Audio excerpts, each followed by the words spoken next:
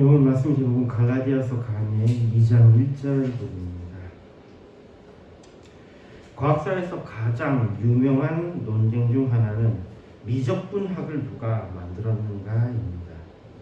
영국의 아이작 뉴턴과 독일의 라이프니츠가 서로 자신이 원조라고 주장하며 양국 과학계가 자존심 싸움을 벌였습니다. 하지만 오늘날 수학계는 또는 과학계는 원조 논쟁을 벌이지 않습니다. 왜냐하면 두 사람은 상대방의 책을 베끼거나 배운 적이 전혀 없이 각자 독립적으로 연구하다가 미적분이라는 수학의 거대한 진리에 동시에 도달했음이 밝혀졌기 때문입니다. 뉴턴과 라이프니츠는 배우거나 베낀 종속 관계가 아니라 진리 앞에 동등한 발견자들이었습니다. 바울이 2장 1절에서 말하는 14년의 비밀이 바로 이것입니다.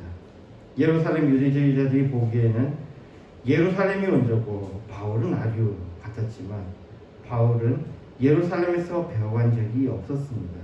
그는 다메섹에서 예수님을 만나 독립적으로 복음의 진리를 수여받았고 14년 만에 예루살렘에서 사도를 비롯한 예루살렘 교회를 만났을 때 확인한 것은 서열이 아니라 모두가 같은 진리를 공유한 동등한 그리스도인이라는 사실이었습니다. 누가 원조인가는 정말로 아무 의미가 없었습니다. 오늘부터 우리는 1장에 이어 새로운 장으로 옮겨갑니다. 이 말씀 속에서 바울의 복음의 핵심을 이해하고 우리에게 가장 소중한 그 복음을 만나기 바랍니다. 갈라디아서 2장 1절 말씀을 봅시다. 14년 후에 내가 바나바와 함께 디도를 데리고 다시 예루살렘에 올라가노니. 헬라어로는 단어가 같습니다. 에페이타디아 데카사르 에톤 팔린 아네벤이스 히에르살리마 메타 바르바나 신바라 가온까이티돈. 축제적으로 따라가면 앞에서 언급한 그 단어 에이페타가 다시 등장합니다. 에페이타가 다시 등장합니다. 이 헬라어 글의 특성상 그러면 이것은 예루살렘 방문 후 14년의 시간이 흐른 것을 가리킵니다. 여기에 해당하는 타임라인은 사도행전에서 그 기록을 찾아봅시다. 사도행전에 기록된 바울의 예루살렘 방문은 5차에 걸쳐 나옵니다. 1차 방문은 앞에서 다루었듯이 사도행전 9장 26절 30절에 등장하는데 사도들과의 첫 만남이 기록되어 있습니다. 바울은 다메섹 회심 이후 사도들을 만나려 했으나 제자들이 두려워했고 이때 바나바의 중재로 그제서야 사도를 비롯한 예루살렘 교회와 교제할 수 있었습니다. 그 후 복음을 전하다가 유대인들의 위협으로 다소로 피신합니다. 2차 방문은 사도행전 11장 27절에서 30절에 등장합니다. 여기서는 기근, 구제비를 전달하기 위해서 방문합니다. 큰 흉년이 들었을 때 안디옥 교회의 성도들이 모은 구제 헌금을 바나바와 바울의 손을 통해 예루살렘 교회 장로들에게 전달합니다. 3차 방문은 사도행전 15장 1절에서 4절에 등장합니다. 이방인 할례 문제 해결이 여기에 중심 주제입니다. 이방인도 할례를 받아야 구원을 받는다는 유대주의자들의 주장에 대응하여 안디옥 교회의 파송을 받아 방문합니다. 이 방문을 통해 이방인에게 율법의 짐을 지우지 않고 오직 은혜로 구원받는다는 공식 결의를 이끌어냅니다. 그리고 이 방문의 주제가 바로 갈라디아서 2장에 등장하는 주제입니다. 추가로 4차 방문은 사도행전 18장 22절에 등장하는데 2차 전도 여행을 마치고 가이사랴에 상륙한 후 올라가 교회 안부를 물은 후 안디옥으로 내려갔다고 기록되어 있습니다. 5차 방문은 사도행전 21장 15절 17절에 나오는데 3차 전도여행을 마치고 이방인 교회들이 모은 연보를 전달하며 야고보와 장로들을 만납니다. 그리고 성전에서 유대인들에게 붙잡혀 결박당하면서 결국 로마로 압송되는 계기가 됩니다. 다시 갈라디아서 2장의 말씀으로 돌아와서 1절에 예루살렘 방문은 사도행전의 어디에 해당하는지는 여전히 논란의 여지가 있습니다. 이를 규명하는 학설은 크게 2차 방문설, 그러니까 부정문설과 3차 방문설, 공유의 방문설로 나뉩니다. 그럼 2차 방문서를 한번 봅시다. 갈라디아서 2장의 방문이 사도행전 11장에 들어 나오는 천하의 큰 기근이 들어 안디옥 교회 구제 헌금을 전달하러 간 2차 방문과 같다는 주장입니다. 이러한 주장의 가장 큰 이유는 바울이 자신의 사도성과 자신의 복음의 기원에 대해서 솔직하게 말하고 있는 중 두 번째로 예루살렘을 언급하는 것은 자연스럽게 2차 방문이 되어야 한다는 논리입니다. 또 다른 논리는 바울은 갈라디아서 1장과 2장에서 자신의 사도권이 사람에게서 난 것이 아님을 증명하기 위해 회심 이후에 예루살렘 방문 행적을 일일이 나열하고 있다는 것에서 만약 사도행전 11장의 2차 방문을 빼먹고 곧바로 3차 방문으로 건너뛴다면 대적자들에게 방문 사실을 숨겼다며 정직성을 공격받게 된다는 것입니다. 따라서 순서상 2차 방문이 맞다는 논리입니다. 또 하나 드는 이유로 갈라디아서 2장 후반부에는 베드로가 이방인과 밥을 먹다가 유대주의자들을 두려워하여 도망치는 장면이 나옵니다. 만약 이미 3차 방문을 통해 이방인에게 율법의 짐을 지우지 않는다고 공식 결의한 후였다면 베드로가 이런 행동을 하기는 어려웠을 것이라는 것입니다. 즉 공의의 결의가 있기 전인 2차 방문 시기여야 한다는 것입니다. 반면에 3차 방문설, 예루살렘 공의의 방문설입니다. 갈라디아서 2장의 방문이 사도행전 15장에 나오는 이방인의 할례와 구원 문제를 공식적으로 다룬 예루살렘 공의의 사건과 같다는 주장입니다. 이 주장에 따르면 바울과 바나바가 함께 예루살렘으로 올라갔고 그곳에서 만난 핵심 인물들이 야고보와 베드로라는 점이 일치합니다.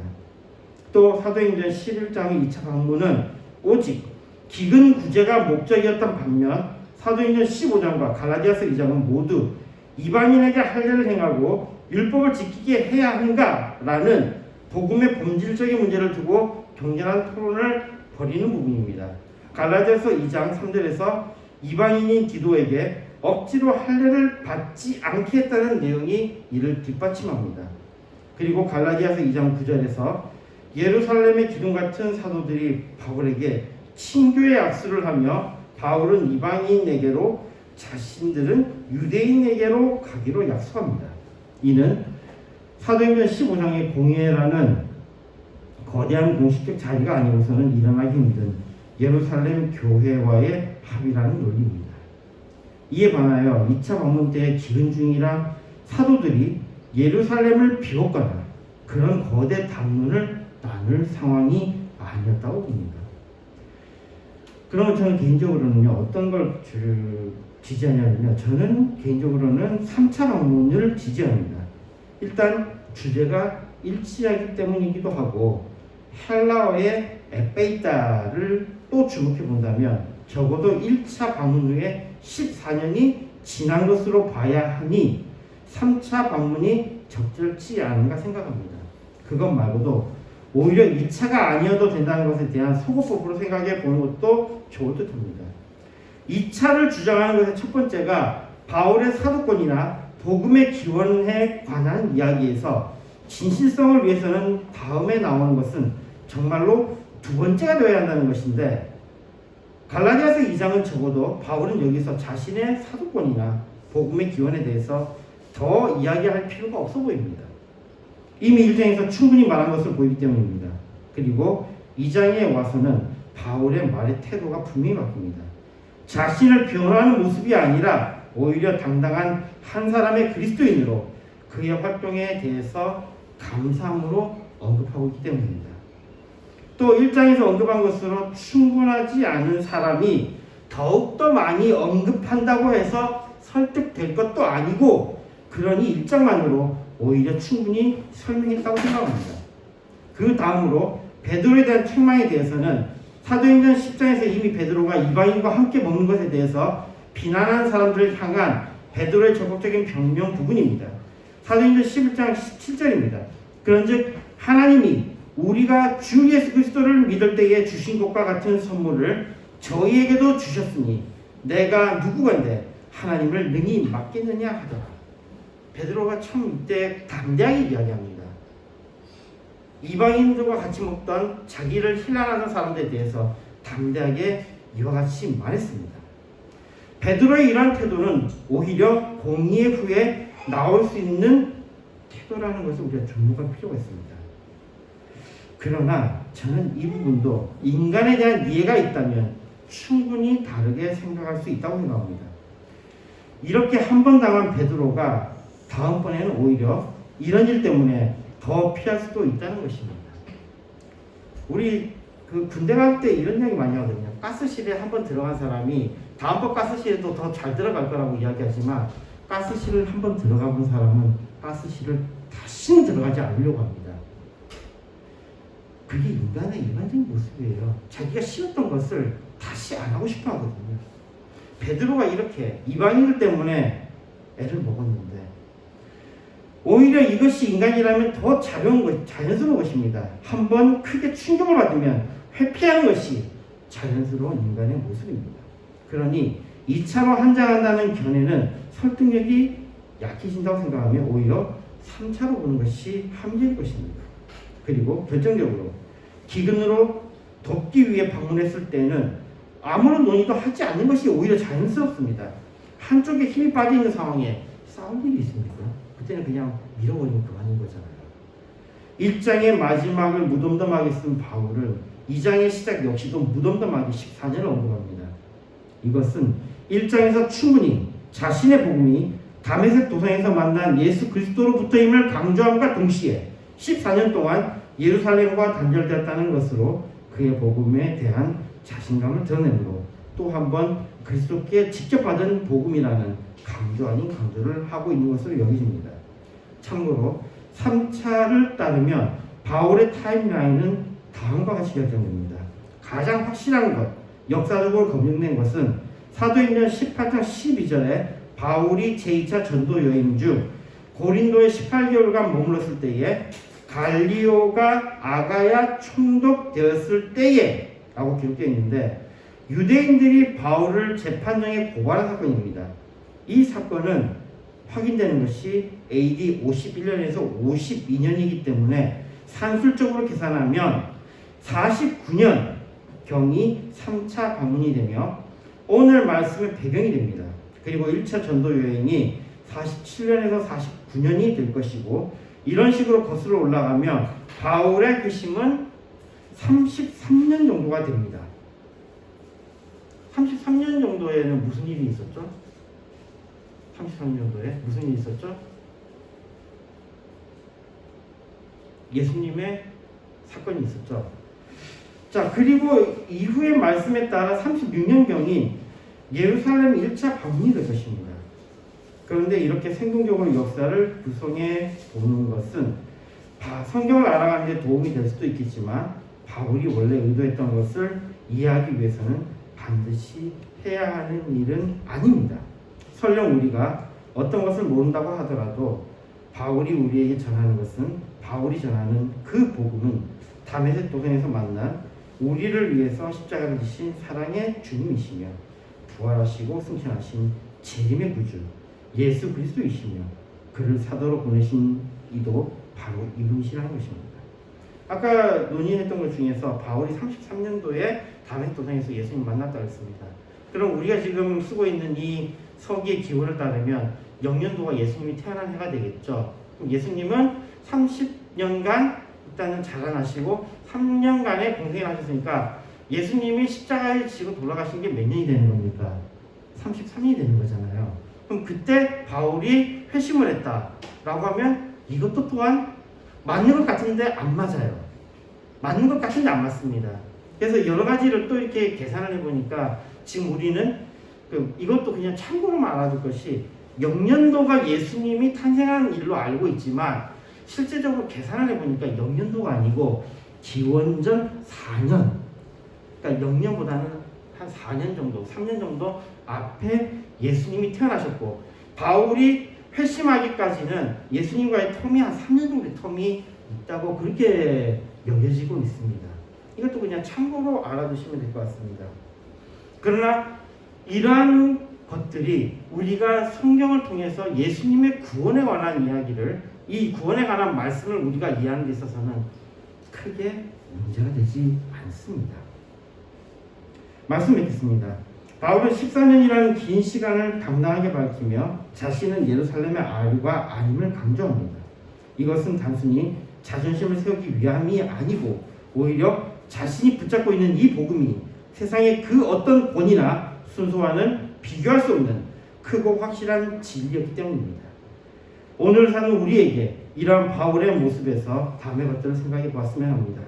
우선 우리는 세상이 매긴 서열이 아니라 복음의 본질로 당당한 자입니다. 우리가 사는 세상은 끊임없이 출처를 묻고 서열을 내립니다. 어디 출신인지, 배경이 어떠한 것인가에 따라 사람을 평가합니다. 그리고 안타깝게도 이런 세상의 논리가 우리 신앙의 자리까지 침투할 때가 있습니다. 신앙생활을 얼마나 오래 했었는지, 방언 같은 인사는 받았는지, 직분은 무엇인지 등 따지며 영적인 서열을 만들려고 합니다. 그러나 바울이 우리에게 보여준 바와 같이 참된 진리의 세계에서는 누가 먼저 시작했는가 보다는 참된 복음을 붙잡고 있는가가 더 중요합니다. 세상의 기준이나 다른 사람의 시선에 물론 어려운 일입니다만 기죽을 필요가 없습니다. 그리고 신앙생활을 늦게 시작해서 성경 지식이 조금 부족해서 혹은 내 삶의 배경이 화려하지 못해서 눈치를 보며 신앙생활을 하지 않았으면 좋겠습니다. 우리가 예수 그리스도를 만났다면 우리는 그 자체로 하나님 나라의 당당한 시민입니다. 사람들의 결제 도장이 아니라 예수님의 사랑으로 봉인된 우리는 그리스도인이라는 것으로 자부심을 가지시기 바랍니다. 다음으로 생각해 볼 것은 과거의 이력이 아니라 지금의 생명력으로 살아가고 있는가입니다. 유대주의자들은 율법이라는 전통의 형식에 묶여 사람들을 판단하기 바빴습니다. 하지만 바울은 그 낡은 형식에 얽매이지 않고 14년 동안 삶의 현장에서 복음의 실체를 묵묵히 증명해냈습니다. 그리고 그 변화에 살아있는 증거인 기도와 함께 예루살렘으로 향했습니다. 실체가 나타나자 서해를 따지던 전통의 고집은 무색해졌고 바울을 동등한 동역자로 인정했습니다. 우리의 신앙이 혹시 과거의 이력에만 멈춰있지는 않은지 점검해 봅시다. 내가 왕년에 얼마나 열심히 믿었는데, 내가 이 교회를 얼마나 오래 다녔는데 라는 경력이 나의 의가 되어서 은연중에 다른 지체들을 판단하고 있지 않은지 돌아봅시다. 진짜 복음은 박제된 유물이 아니라 지금 내 삶의 자리에서 역사하는 생명력입니다. 우리가 오직 믿음으로 구원받는다는 이 이신칭의 은혜를 오늘날 살아가는 우리의 삶 속에서 온전히 누릴 때 우리에게도 삶의 아름다운 열매들이 자연스럽게 맺을 것입니다. 바울이 전한 복음, 그리고 오늘 우리가 붙드는 복음은 사람에게서 배운 지식이 아닙니다. 우리를 위해 십자가를 지신 사랑의 주님이시며 다시 오실 우리의 구주 예수 그리스도 그 자체입니다. 세상이 우리에게 우리의 배경이나 스펙을 물을 때, 우리를 흔들려고 시도할 때 바울처럼 당당하게 우리 안에 예수 그리스도만으로 만족하며 그분의 사랑을 기억했으면 합니다. 아무도 알아주지 않는 광야 같은 14년의 세월 속에서도 주님 한 분만으로 충분했던 바울의 그 깊은 확신이 오늘을 살아가는 저와 여러분의 소망이며 평안이 되기를 바랍니다. 또한 삶의 능력이 되기를 소망합니다. 골로새서 2장 3절에 말씀합니다. 그 안에는 지식과 지혜와 지식의 모든 부하가 감추어 있느니라. 기도하시겠습니다. 하늘에 계신 이제 아버지, 이름이 거룩히 여김을 받으시오며 나라의 영광이시며 뜻이 하늘에서 이룬 것 같이 땅에서 이루고 지리이다. 오늘날 우리에게 일용할 양식을 주옵시고 우리가 우리에게 죄진 자를 사하여 준 것 같이 우리 죄를 사하여 주옵시고 우리를 시험에 들게 하지 마옵시고 다만 악에서 구하옵소서. 대개 나라와 권세와 영광이 아버지께 영원히 있사옵나이다. 아멘. 찬송가 334장 기도에서 준비하신 분 마시겠습니다.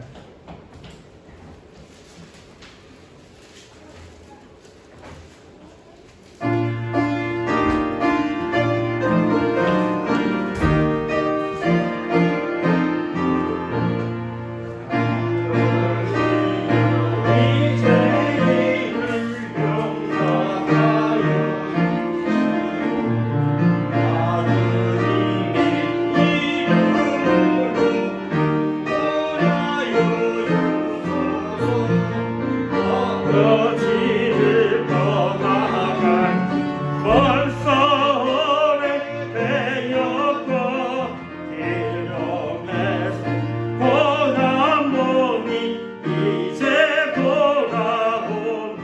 전에 하던 헛된 일을 원통하게 여기고 겸손하게 엎드려서 용서하십니다. 은혜 감당 못하고 회개하는 영혼과 나의 약한 육신까지 감히 그리옵니다. 너희 죄를 사하시려 주님 죽으셨으니 구원론을 의지하여 주만 의지합니다. 아버지가 연합하사 나를 품어주시고 주의 사랑 흠만에서 길이 살게 하소서. 아멘.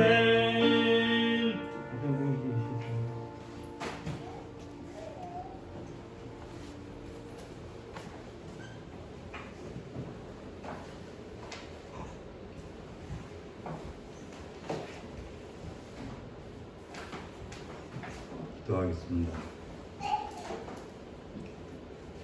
박영애 단무님 감사합니다. 현정 입사님 감상금, 최하람 감상금, 함투 감상금, 최용화 준사님 감상금. 좋으신 하나님을 또 저들의 은혜를 입혀주시고 귀하고 복된 날을 허락하시며 하나님 앞에 예배드릴 수 있도록 은혜를 입혀주신 것 감사합니다. 예수를 구주로 믿는 이 놀라운 사랑과 은혜와 능력과 권세를 이 세상을 이길 수 있는 능력자가 되게 하시고 정말 저들의 삶 속에서 늘 평안과 기쁨과 감사가 넘치게 하여 주옵소서. 주일연금으로 10일 감상금으로 하나님 앞에 귀한 예물을 드린 손길이 복된 손길 되게 하시고 사람 살리고 영혼 살리게 하시고 그의 삶이 풍성케 하여 주옵소서. 영육간에 강원케 하옵소서. 감사를 드렸고 예수님의 이름으로 기도드리옵나이다. 아멘. 산호가 3장입니다.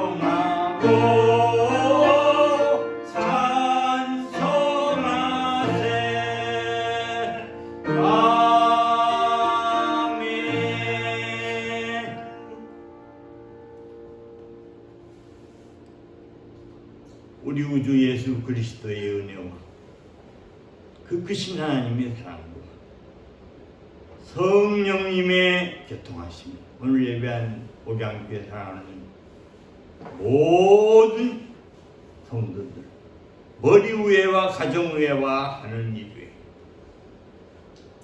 온 세계 예수 이름으로 예배드린 자들 머리 위에와 가정 위에와 하는 일 위에 앞으로 전도받아서 구원자를 받을 자들 머리 위에와 가정 위에와 하는 일 위에 이제부터 영원토록 항상 함께 있을지어다. 아멘. 아,